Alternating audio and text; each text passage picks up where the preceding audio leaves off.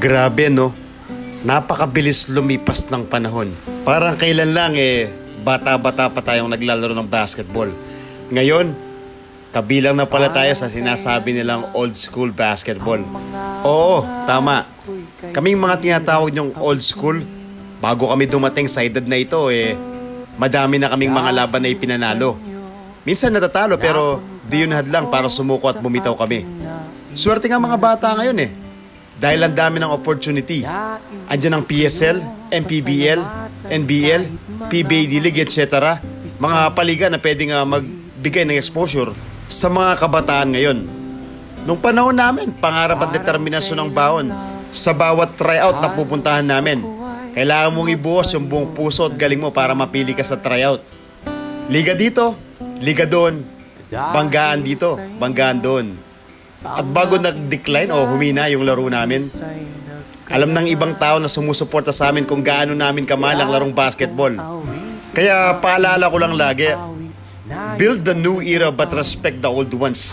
Laging respetuhin yung mga nauna, mga idol. Maraming salamat sa mga naging kampi namin.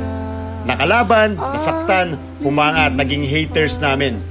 At sa mga coaches na lagi nagtitiwala. Kung wala kayo, di magiging exciting ang basketball. Oo, magkaibang henerasyon.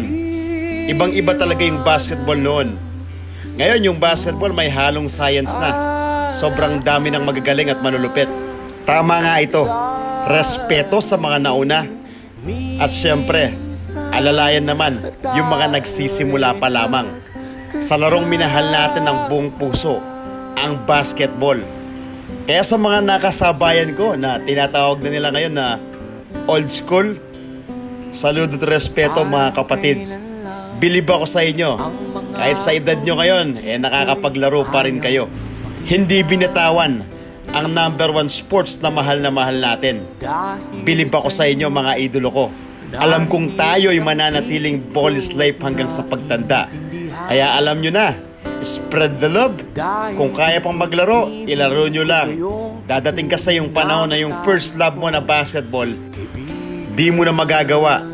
Ang magagawa mo na lang, ikukwento mo na lang sa mga anak mo at apo mo na dati kang ball is life, na dati kang naglaro at minahal ang basketball, na dating nagsikap para matupad ang isang pangarap na makilala bilang isang sikat na basketball player. Lahat tayo darating dyan. Kaya maraming salamat kasi ang isa sa pinakamagandang alaala sa buhay ay ang buhay at alaala ng basketball. Ang alaala ng tunay na pagkakaibigan. Embrace the pulse-pounding rush of taking risks. For every bell ring, every buzzer beater, and every goal. Want to feel all those in just one tap? Win from within.